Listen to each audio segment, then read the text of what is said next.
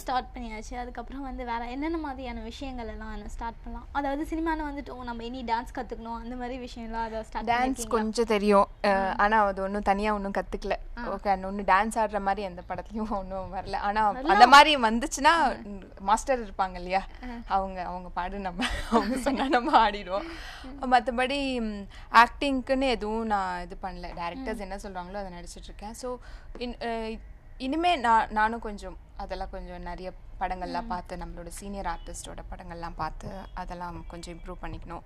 அதெல்லாம் இம்ப்ரூவ் பண்ணிருக்கேன். அவ்வளோதான். சினிமாலே தான் இப்போ ஃபுல் டைம், மற்றபடி எதுவும் பண்ணுறதுக்கு டைமும் கிடையாது. ஓகே, இப்போ வந்து இன்ஸ்பயர்டான ஒரு சீனியர் ஆக்ட்ரஸ் யாரை பார்த்து நீங்கள் ஒரு இந்த உங்கள் படத்துக்கே மெட்ராஸ் படமே எடுத்துக்கோங்களேன். அந்த படத்தில் வந்து இந்த மாதிரி அவங்க சீன்ஸ் எல்லாம் சொன்னேன்னே, இந்த மாதிரி சீன்ஸ் வந்து இந்த படத்தில் வந்துருக்கு, அந்த படம் பார்க்கலாம் அப்படிங்கிற மாதிரி என்ன படம்லாம் நீங்கள் பார்த்து ஹோம்ஒர்க் ஏதாவது பண்ணீங்க? ஹோம்ஒர்க் எதுவும் பண்ணல, அந்த மாதிரி எந்த ஆக்ட்ரஸும் இல்லை. ஆனால் எனக்கு ரொம்ப நான் பார்த்து இன்ஸ்பயர் ஆனவங்க வந்து சரிதா அண்ட் ஷோபா. எனக்கு ரொம்ப பிடிக்கும் அவங்கள. சரிதாலாம் சான்ஸே இல்லை, எப்படி தான் நடிப்பாங்களோ அவங்கன்னா தெரியாது. அவங்க படங்கள் எல்லாமே வந்து ரொம்ப ரொம்ப அருமையாக இருக்கும். தப்பு தாளங்கள்ல இருந்து ஷோபாவும் முள்ளு மலரும் ரொம்ப பிடிக்கும் எனக்கு. அவங்களோட படம் எல்லாமே எது போட்டாலுமே பார்ப்பேன். ஏன்னா அவங்களாம் பாலச்சந்தர் சாரோட ஸ்டூடெண்ட்ஸ் மாதிரி. அதுக்கப்புறம் இப்போ வந்துட்டு நந்திதா தாஸ் ரொம்ப பிடிக்கும். அவங்களோட ஹிந்தி மூவிஸும் சரி, தமிழில் அவங்க 3 படம் தான் பண்ணாங்க. 3 படமும் செம்மையான ரெஜிஸ்ட்ரேஷன் அது. ஸோ அவங்க படங்கள்லாம் நிறைய பார்ப்பேன் நான்.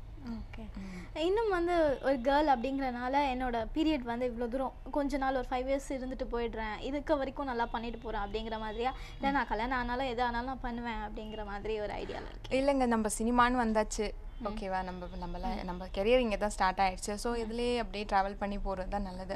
நமக்கு ஏற்ற மாதிரியான ரோல்ஸ் கண்டிப்பாக செட் ஆகும். அது நம்ம தக்க வச்சுக்கிறது நம்ம கையில் தான் இருக்குது. ஓகே, நான் மேரேஜ் ஆனால் கூட நான் சினிமா தான் பண்ணுவேன், நீ வந்து மேரேஜ் ஆனதுக்கப்புறம் சினிமா பண்ணக்கூடாது அப்படின்னா நான் பண்ணுவேன். என்னோட ஹஸ்பண்டே சொல்ல மாட்டாங்க போல இருக்கு, நீங்கள் சொல்கிறீங்க. இல்லை, நான் வந்து அப்படி ஒரு சூழ்நிலை வரக்கூடாது அப்படிங்கிறதுக்காக நான் சொல்கிறேன். அந்த மாதிரி வந்தால் பார்த்துக்கலாம், ஏதாவது வந்தால் ஃபேஸ் பண்ணி தானே ஆகணும். அதான் அதை மீறி நான் சினிமா தான் அப்படிங்கிறதுல இருப்பீங்களா? இல்லை எனக்கு பிடிச்ச பையன் நீ தான், நான் ஒன்று விட மாட்டேன்? ஐயோ, அது தெரியலங்க. அது ஃபியூச்சரில் எப்படி வருதோன்னு தெரியாது. நம்ம இருக்கிற வரைக்கும் இருப்போம், என்ன நடக்கட்டும், அவ்வளோதான்.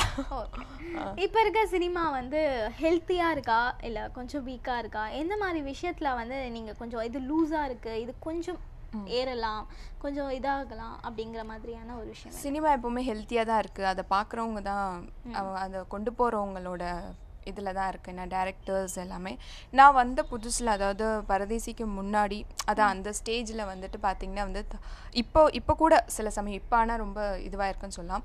தமிழ் கேர்ள்ஸ், தமிழ் பொண்ணுங்க அப்படின்னாலே கொஞ்சம் தள்ளி வச்சு தான் பார்ப்பாங்க.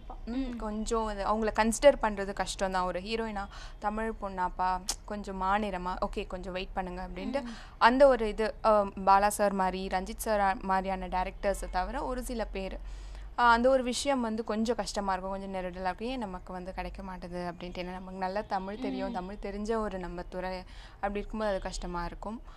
ஸோ அந்த விஷயத்தில் மட்டும் கொஞ்சம் எல்லா டேரக்டர்ஸும் நம்மளையும் கன்சிடர் பண்ணலாம். ஏன்னா என்ன மாதிரி இன்னும் நிறைய தமிழ் பொண்ணுங்க வெயிட் பண்ணிட்டு இருக்காங்க சான்ஸுக்காக. ஸோ அது கொஞ்சம் கன்சிடர் பண்ணால் நல்லாயிருக்கும். நிறைய விஷயம் நானும் நினச்சிருக்கேன், இந்த ஒரு விஷயத்தை கரெக்டாக முன் வச்சுருக்கீங்க. இல்லை நடிக்கிறதுன்னு இல்லை, ஒரு ஆட் ஃபிலிம் எடுத்துக்கினாலே அவங்க வந்துட்டு ஒயிட் ஸ்கின் தான் ஃபஸ்ட்டு ப்ரிஃபர் பண்ணுவாங்க. ஓகே ஒயிட் ஸ்கின்னா ஓகே இவங்களை போடலாம் அப்படின்னா, தமிழ் கேர்ள்ஸ்க்கு வந்து கொஞ்சம் தள்ளி வச்சு தான் பார்க்குறாங்க. கொஞ்சம் ஒரு செகண்ட் ஆப்ஷனாக தான் இருக்குது. அது வந்து ஃபஸ்ட் ஆப்ஷனாக எல்லாருமே கொண்டு வரணும்.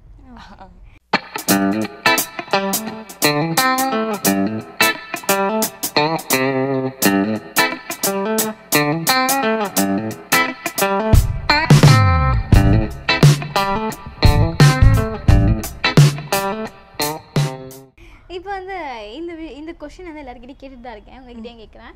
என்ன கொஸ்டின்னா, இப்போ வந்து இந்த இயரில் வந்து நிறைய படங்கள் ரிலீஸ் ஆச்சு இல்லையா? அந்த படத்தினால வந்து நல்லா ஓடிட்டு இருக்க படம் கூட தூக்கிட்டு இந்த படம் போடுறாங்க இல்லையா தியேட்டர்ஸில்? அந்த மாதிரி விஷயம் நடக்கும்போது என்ன மாதிரியான ஒரு சோர்ஸ் அதுக்கு இருக்கணும் அப்படின்னு நீங்கள் நினைக்கிறீங்க? அதை தவிர்க்கிறதுக்காக என்ன பண்ணலாம்? என்ன பண்ணலான்னா அவங்க வந்து கொஞ்சம் ரிலீஸ் டேட்டை தள்ளி வச்சுக்கிறது நல்லது. இதுதான் நான் சொல்ல முடியும்.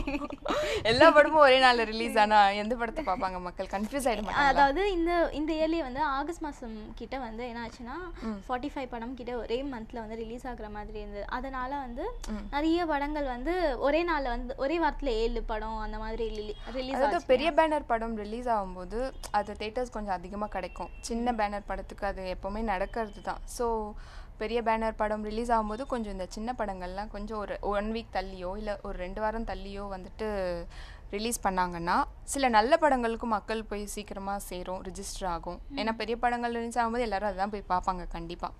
ஸோ இந்த சின்ன படங்களில் நல்ல படங்களும் மிஸ் ஆகிறதுக்கு சான்ஸ் இருக்குது. எவ்வளோ படங்கள் நல்ல விமர்சனம் கொடுப்பாங்க, ஆனால் அந்த படம் ஓடி இருக்காது. ஸோ இவங்க ரிலீஸ் டேட்டை கொஞ்சம் தள்ளி வச்சு கொஞ்சம் பொறுமையாக ரிலீஸ் பண்ணாலே கண்டிப்பாக போய் ரீச் ஆகும். தியேட்டர் ரெஸ்பான்ஸ் போய் பார்த்துருந்தீங்களா? பார்த்தேன். நான் ஃபஸ்ட்டு வந்துட்டு Kamala first day first show Kamala தேட்டரில் தான் பார்த்தேன். ரொம்ப பயங்கர என்ன இன்டர்வியூலே கண்டுபிடிச்சிட்டாங்க நிறைய பேர், மேரி இவங்க தான் அப்படின்ட்டு. அதுக்கப்புறம் தேவி தேட்டரில் போய் பார்த்தோம் அன்னிக்கே. அப்புறம் உதயம் தேட்டர் ரொம்ப பயங்கர சூப்பராக இருந்தது ரெஸ்பான்ஸ். என்ன மாதிரியான யார் வந்து உங்களை மறக்கவே முடியாத ஒரு ரெஸ்பான்ஸ் இதுதான் அப்படின்னு அது என்ன? நிறைய லேடிஸ் வந்து என்னை அப்படியே சூழ்ந்துட்டாங்க உதயம் தேட்டரில். நீங்கள் தானே அது ரொம்ப நல்லா இருந்தது அப்படின்ட்டு. அது எனக்கு ரொம்ப சந்தோஷமாக இருந்தது. ஒரு 10-20 பேர் என்னை சுற்றி அப்படியே நின்றுட்டாங்க. அப்படியே ஒரு பக்கம் பயமாக இருக்கும், பயம் வேற இருந்தது. ஆனால் ரொம்ப அவங்க கையெல்லாம் பிடிச்சி சூப்பராக சூப்பராக இருந்ததுமா, அழுதுட்டேம்மா அப்படின்னு சொல்லும் போது ரொம்ப சந்தோஷமாக.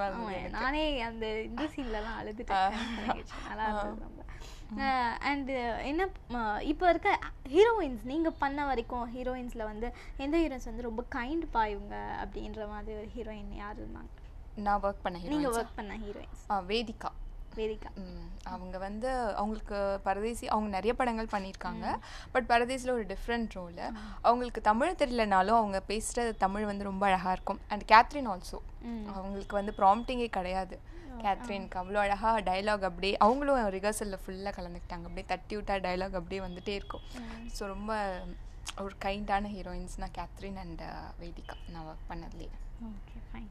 ஓகே ரித்விகா, இவ்வளோ நேரம் எங்களுக்காக டைம் ஸ்பெண்ட் பண்ணி நிறைய விஷயங்கள் ஷேர் பண்ணிக்கிட்டீங்க. அப்புறம் நிறைய விஷயங்களும் என்னோட கருத்து இதுதான் அப்படிங்கிறதையும் வெளிக்கொண்டு வந்து கொடுத்தீங்க. அதுக்கு எல்லாருக்குமே ரொம்ப தேங்க்ஸ். உங்களோட படம் எல்லாமே நிறைய வெற்றி அடையணும். இதே மாதிரி படங்களெல்லாம் சூஸ் பண்ணுங்கள். ஃபர்ஸ்ட் ஆஃப் ஆல் ரொம்ப தேங்க்ஸ். டுடே சினிமா வியூவர்ஸ், இவ்வளோ நேரம் என்னோட ப்ரோக்ராமை பார்த்த உங்கள் எல்லாருக்கும் ரொம்ப நன்றி. அப்புறம் காயத்ரி அவங்களுக்கும் ஒரு பெரிய தேங்க்ஸ். டுடே சினிமா பாருங்கள், டெய்லி சினி அப்டேட்ஸ் தெரிஞ்சுக்கோங்க. தேங்க்யூ, மகிழ்ச்சி. என்ன வியூவர்ஸ், ரித்விகா கிடையாது, மேரி வந்து நிறைய விஷயங்கள் வந்து நம்மளுக்காக ஷேர் பண்ணிக்கிட்டாங்க. ரித்விகாவாக அவங்களோட ஓனாக என்னென்ன விஷயங்கள் நிறைய விஷயங்கள் வந்து ஷேர் பண்ணிக்கிட்டாங்க. அவங்க பர்சனலான விஷயமா இருக்கட்டும், சினிமாவாக இருக்கட்டும், நிறைய விஷயங்கள் ஷேர் பண்ணிக்கிட்டாங்க. இதே மாதிரி வேற ஒரு செலிபிரிட்டியோட உங்களை மீட் பண்ணுறேன். until then bye from Gayatri Kannan.